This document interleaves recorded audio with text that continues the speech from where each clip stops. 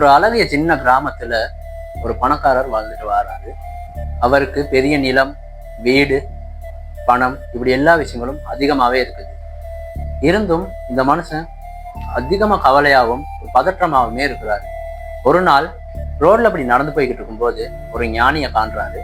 ஞானியை கண்டதும் ஞானியை பார்த்து கேட்கிறாரு, என்கிட்ட எல்லாமே இருக்குது, ஆனா நிம்மதி மட்டும் இல்லை, இதை நான் எங்க கண்டுபிடிக்கிறது? கொஞ்ச நேரம் இவரையே பார்த்துக்கிட்டு இருந்த அந்த ஞானி கிளாஸ்ல தண்ணியை நிரப்பி அதை நடுங்காம பிடிச்சிட்டு இருக்க சொல்றாரு. இந்த மனிதனும் அந்த கிளாஸை கவனமா பிடிச்சிட்டு இருக்காரு. கொஞ்ச நேரம் கழிச்சு ஞானி கேட்கிறாரு, இப்போ உன்னோட மனசு எங்க இருந்துச்சு? அதுக்கு அந்த மனுஷன் சொல்றாரு, இந்த தண்ணியை கீழே சிந்தாதபடி அந்த கிளாஸ்ல என்னோட கவனம் இருந்துச்சு. ஞானி இவரை பார்த்து சிரிச்சுட்டே சொல்றாரு, வாழ்க்கையிலையும் இப்படிதான், உன்னோட கவனம் குறைகள் மேல இல்லாம உன்கிட்ட இருக்கிறது மேல இருந்தா நிம்மதி தானா தேடி வரும். பணம், பொருள், இடம் இதெல்லாமே சேர்க்கலாம், ஆனா நம்மளோட மனசு எதுல இருக்குதோ அதுதான் நிம்மதியோட சாவியா இருக்கும்.